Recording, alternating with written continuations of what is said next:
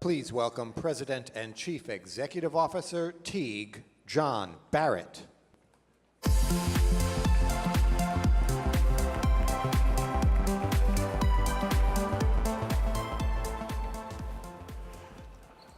Okay, thank you for that welcome.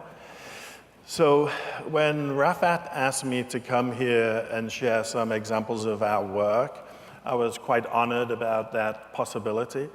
Then when I started to prepare the presentation, I began to realize there's very little of our work that we can actually share because it's super confidential. So I will, though, be sharing a series of projects. Then at the end of the presentation, I'll share some lessons learned, and hopefully, you get a bit of a glimpse into the future of new mobility. So quickly, as we jump in, my name's John Barratt. I'm the CEO of Teague. We're a design consulting firm based in Seattle. If you happen to be tweeting today, I'd appreciate if you include our handle so that we can be part of that dialogue. So at Teague, what we do is design experiences for people and things in motion. So what does that mean? I'd like you to think about autonomous vehicles. I'd like you to think about e-bikes. I'd like you to think about multimodal transportation systems, space tourism and space capsules for space tourism, and commercial aviation, which is probably what we're most known for, primarily as a result of this relationship that we have with Boeing. We have a 70-year relationship with Boeing. This was our first project in 1946. It's the Boeing Stratocruiser. And what I think is interesting about this picture is people often reflect back to the 40s and 50s and say that was the golden age of travel. And what I believe is that we're on the precipice of a new golden age in travel. And that golden age of travel, the new golden age, is going to be fueled by technology. What I want to do now is fast forward 71 years and give you a peek into how you might be traveling in 2020 if you're flying on a Boeing 777X.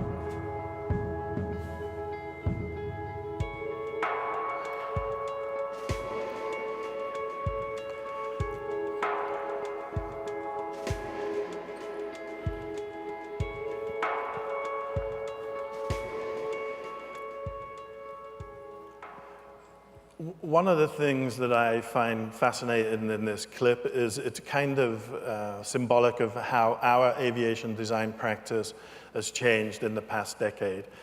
Previously, we were designing product development, in-cabin products. Today, as you could see from that clip, we're designing experiences that are fueled by technology. And the types of technologies that we're using frequently are things like 5G, IoT, and quantum computing. And what we find is Those are very complicated technologies. So what we do at Teague is we prototype everything because it's a fantastic communication tool and eliminates complexity. So I want to introduce you here to a prototype airline that we created, an airline that we called Poppy. We did this in 2015. And really, we created this for ourselves as an innovation platform for us to experiment with future experiences. And I'm going to share just a couple of experiences from this study. And the key for us is, when we were exploring this, was removing friction for the passenger, because we believe when we do that, you increase loyalty. So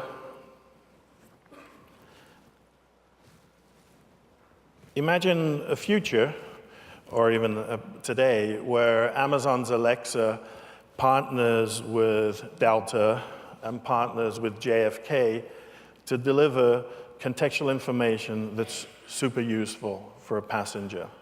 This is totally possible today.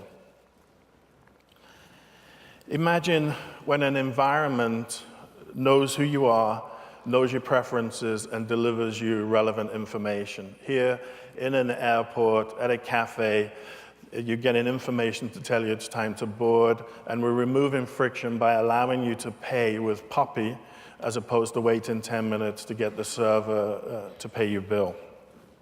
This kind of stuff is totally possible today. We have more and more relevant information on consumers. We're able to identify where they are, and through beacon technology, we can transmit information directly to them. And what this does is it starts to stitch together what is today quite a fragmented journey for passengers. Our research indicates that what people are happiest when they get in their data delivered onto their mobile device. Interestingly, if you go and order an Uber when you leave here, it takes 2 taps to order that Uber. If you want to make an airline booking, the quickest amount of taps is 20 taps, and we know because our researchers have looked into that. So there's still room to improve for all of the airlines in this digital realm. And what this prototype that we call Poppy, this prototype airline, enabled us to generate somewhat surprising solutions to age-old passenger complaints. And we believe the airlines that focus on trying to address those age-old passenger complaints and develop surprising solutions for them will be rewarded with greater customer loyalty.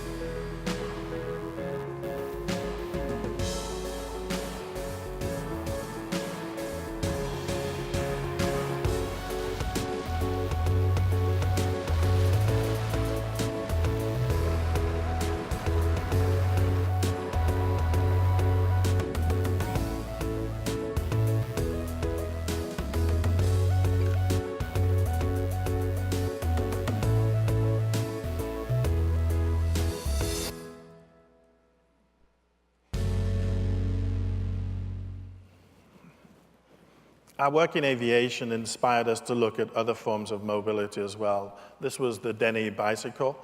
We consider this to be the bike for a new future.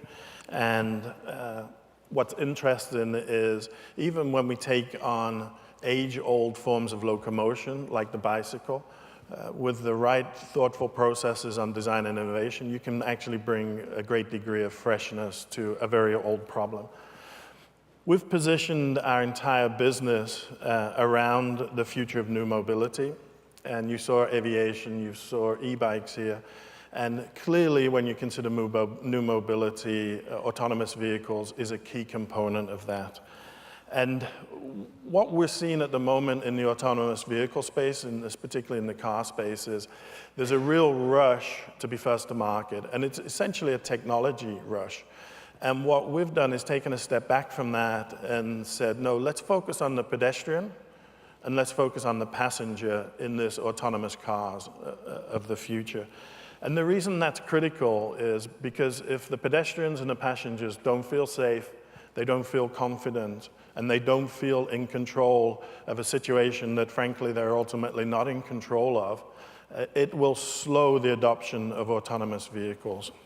So working with Intel, we have designed and prototyped a series of trust-based interactions that are intended to create a more trusted environment for passengers and pedestrians, and therefore create the foundation for greater adoption of autonomous vehicle technology. I'm going to show you a brief clip here of our work in progress in the autonomous space with Intel.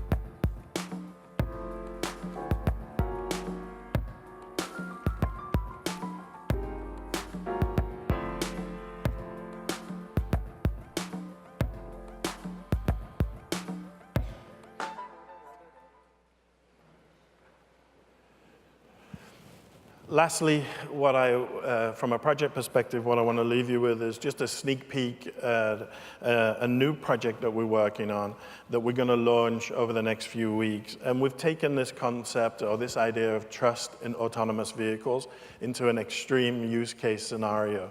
And we're tackling an American icon, which is the American school bus. And the question we asked ourselves is, what will it take for you to trust autonomous vehicle and autonomous vehicle technology enough that you put your child in a driverless bus and send them to school every morning? So watch this space. We'll be launching this over the next few weeks as we unveil this new project. So in closing, I just want to share 3 lessons learned that have informed our business and could potentially inform your business. And what's clear is when we look at what I've just shared over the past 15 minutes is that we're in a very complex technological environment. So what can we do to thrive in such an environment? So 3 suggestions from our side. The first one is the notion of forget seamless. So there is this kind of utopian vision out there of a singular app or a singular technology or a singular company that can knit the entire passenger journey together. We don't believe that we believe that's a fantasy, and we believe there is no technology that supports such a vision. But what we think is a very fruitful area of exploration is to fix the seams. So if you think about the monocultures of automotive, of rail, of aviation and hospitality, companies that focus on connecting those monocultures, we call it fixing the seams, and removing friction between those monocultures will prosper in the future.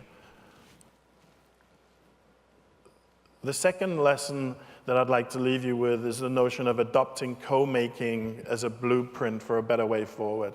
By that, what I mean is manufacturers, suppliers, service providers need to come together early in the innovation cycle to solve some of these problems.